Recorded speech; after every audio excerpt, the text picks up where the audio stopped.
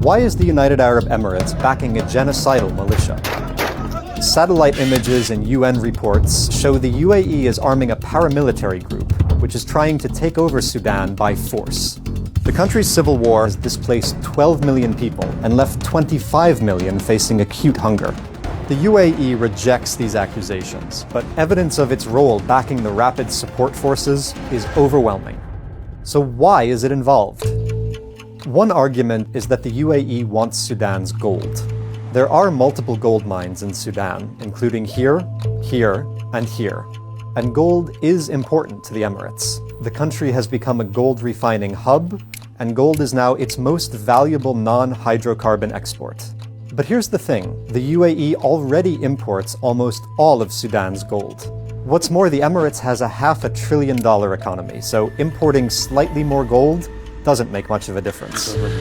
Another argument is agriculture. Sudan has more land that could be used for farming than any other African country. That interests the UAE, which is highly dependent on imports. As a desert country, 90% of its food comes from abroad. But the UAE already controls tens of thousands of hectares of Sudanese farmland and imports tens of millions of dollars of its crops. Others suggest that the UAE is after geopolitical influence. Sudan has a large coastline on the Red Sea. That makes it a strategic location for trade and security. But there's another explanation, a more compelling one. The UAE seems motivated by ideology. Its president, Mohammed bin Zayed, is fiercely hostile to political Islam. In Sudan, Islamist officers wield power within the army. That seems to be why the UAE is backing a militia that's fighting against the army. It follows a pattern of the Emirates trying to carve out its own sphere of influence, distinct from regional rivals like Saudi Arabia, Qatar, and Turkey.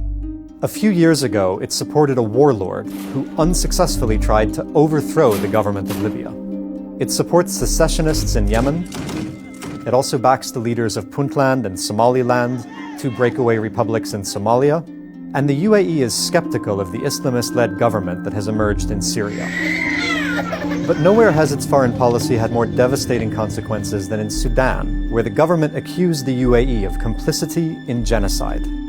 The UAE's policy has managed to anger America, China, and Russia, no small feat in 2025. Even though the RSF has lost some ground, there are no signs that Emirati support for the militia is waning.